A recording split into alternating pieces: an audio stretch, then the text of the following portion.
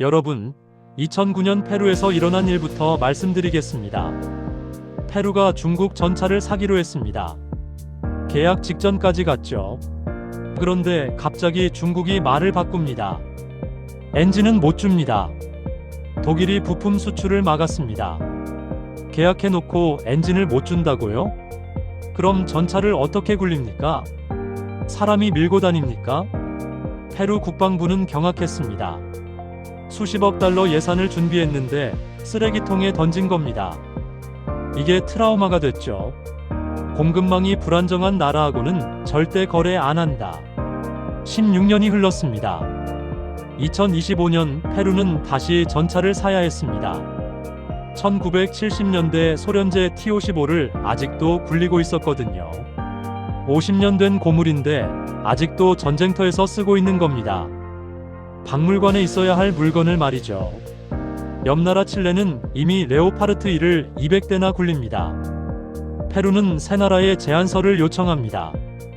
독일이 왔습니다.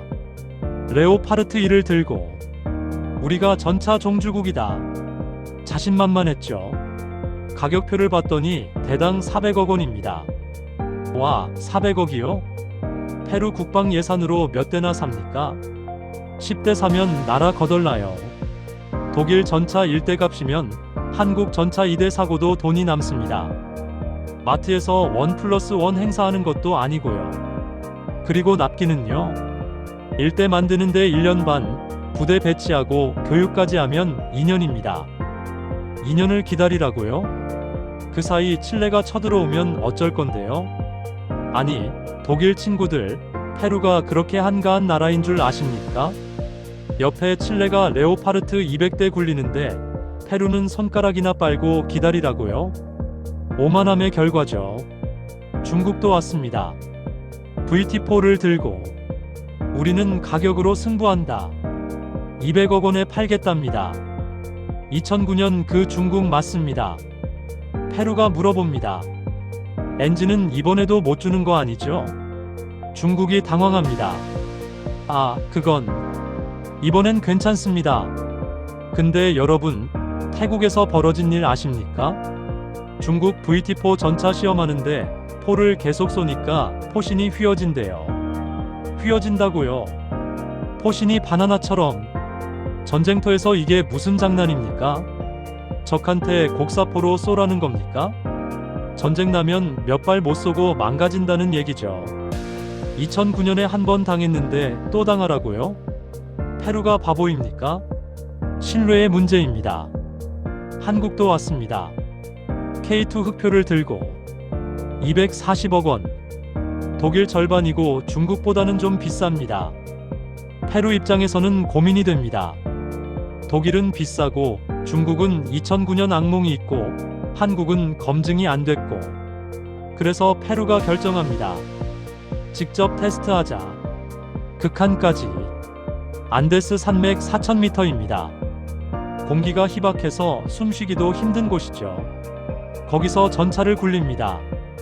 해안 사막도 달리고 아마존 밀림도 통과하고 고산지대도 오릅니다.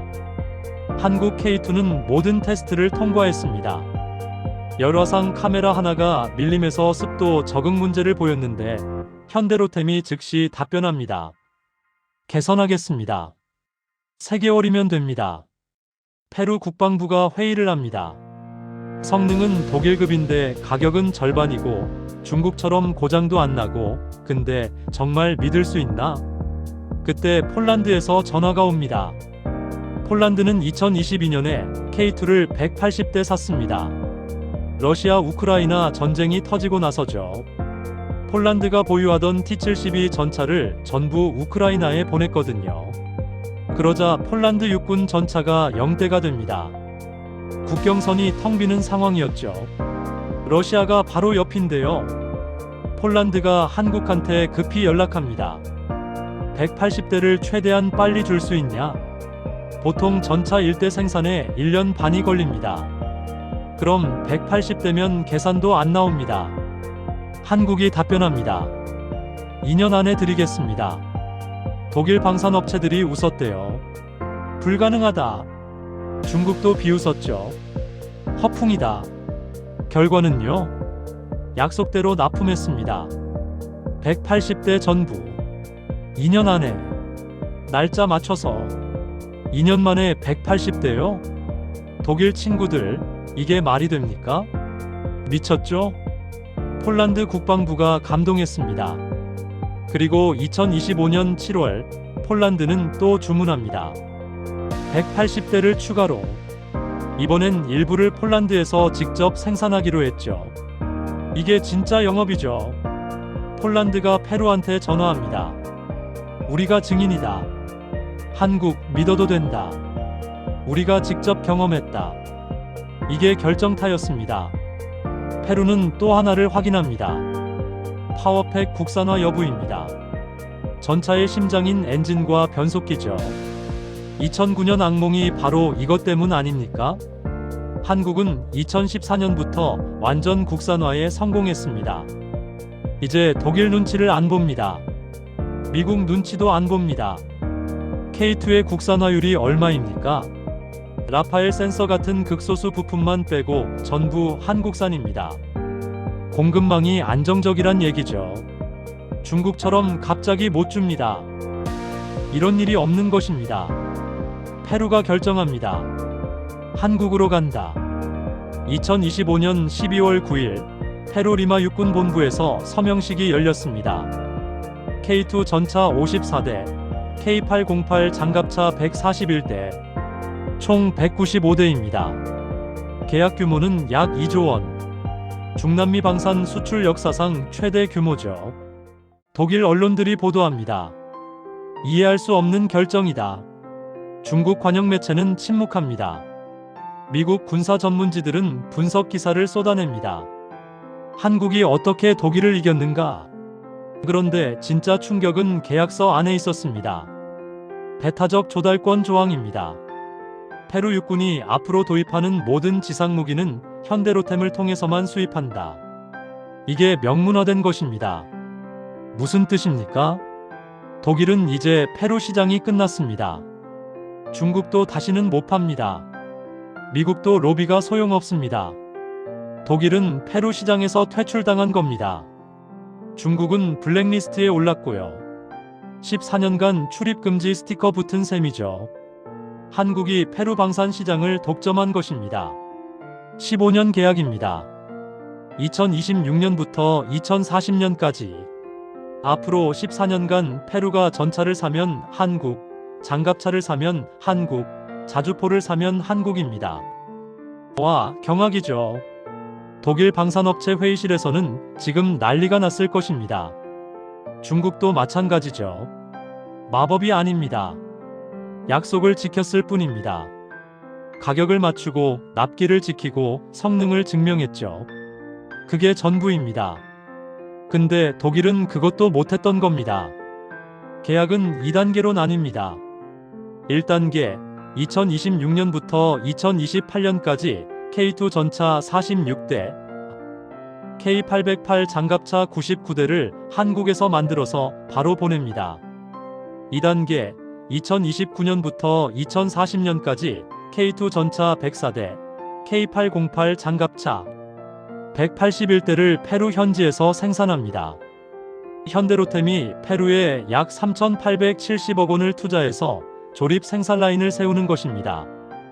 페루가 한국식 발전 모델을 따라가겠다고 했습니다. 70년 전 한국이 미국한테 총을 받아 쓰던 나라였고 50년 전에는 독일한테 기술을 배우던 나라였습니다. 그런데 지금은 독일을 제치고 세계가 줄을 서서 사가는 나라가 됐죠. 페루도 그렇게 되고 싶은 것입니다. 그런데 여러분, 이게 끝입니까? 아닙니다. 이게 시작입니다. 페루 계약에서 가장 주목받은 건 배타적 조달권이었습니다. 한 나라가 14년간 방산 시장을 독점한다. 이 소식이 전 세계로 퍼져나갑니다. 북아프리카 모로코가 이 소식을 듣고 벌떡 일어났습니다.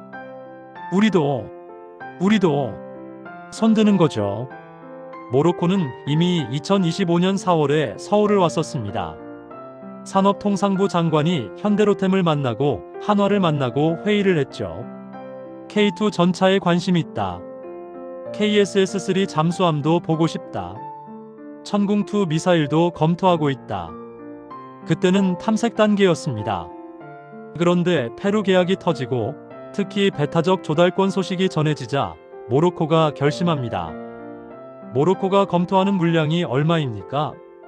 K2 전차 400대입니다. 페루가 150대면 모로코는 400대입니다. 와, 이게 도미노죠. 폴란드 1000대 다음으로 큰 규모입니다. 모로코는 옆나라 알제리와 치열한 군비 경쟁 중입니다. 알제리가 러시아한테서 T-90 전차, 수-30 전투기, S-400 방공 시스템을 사들이고 있거든요. 모로코가 결심합니다. 우리도 한국 무기로 간다. 모로코는 이미 한국과 인연이 있습니다. 현대로템이 2025년 2월에 모로코와 계약을 맺었거든요. 약 2조 4천억 원 규모로 2층 전동차 168대를 납품하기로 했죠. 기차를 팔았더니 전차도 달라고 합니다. 이게 신뢰의 힘이죠. 모로코 계약이 성사되면 K2가 아프리카에 첫 발을 딛는 겁니다. 유럽 폴란드, 남미 페루, 아프리카 모로코. 세계 3대륙 진출입니다. 그리고 전차를 산 나라들은 다음을 봅니다. 폴란드는 이미 한국산 FA-50 경공격기를 48대 주문했습니다. 페루도 노후 미라주 전투기 교체를 검토하고 있죠. 바로 그때 2026년 1월 13일 KF-21 보람의 전투기가 비행시험 1600회를 무사고로 완료했습니다. 개발이 종료된 것입니다. 2026년 3월에 양산 1호기가 나옵니다. 경남 사천 한국항공우주산업공장에서 출고식을 합니다. 이재명 대통령이 참석할 예정이죠. 한국형 전투기 시대가 열리는 것입니다. KF-21의 가격이 얼마입니까? 블록1이 8,300만 달러, 우리 돈 약 1,200억 원입니다. 미국 F-35가 초기 양산 때 대당 3,000억 원이 넘었던 것과 비교하면 절반도 안 됩니다. 2028년까지 40대를 공군에 인도합니다. 원래 일정보다 6개월이나 앞당겨진 것입니다. 전차는 1층입니다. 전투기는 10층이고 한국은 지금 엘리베이터 타고 올라가는 중입니다. 한국 방산의 1단계는 끝났습니다. 전차, 장갑차, 자주포, 호위함. 이미 여러 나라에 수출했죠. 이제 2단계가 시작됩니다. 전투기, 대형 함정, 잠수함, 미사일입니다. 2026년 4월에는 KDDX 차기 구축함 사업자 선정이 있습니다. 한국형 대형 구축함이 나오는 것입니다. 독일은 지금 뭘 하고 있습니까? 회의하고 있습니다. 어떻게 한국을 막을 것인가? 중국도 마찬가지죠. 한국이 왜 이렇게 빠른가? 늦었습니다. 이미 흐름이 바뀌었습니다. 2009년 페루는 중국한테 당했습니다. 엔진을 못 준다는 소리를 들었죠. 2025년 페루는 한국을 선택했습니다. 약속을 지키는 나라를 선택한 셈입니다. 16년 만의 선택입니다. 그 선택이 세계를 바꾸고 있습니다. 폴란드가 증명했고, 페루가 확인했고, 모로코가 따라오고 있습니다. 여러분, 자랑스럽지 않습니까? 저는 자랑스럽습니다. 이상, 기적의 한국이었습니다. 오늘의 사연이 도움이 되셨다면 무료 구독, 좋아요, 알림 설정은 큰 힘이 됩니다. 그리고 댓글에 따뜻한 인사 한마디 남겨주시면 항상 행운이 함께하길 진심으로 기원하겠습니다. 감사합니다.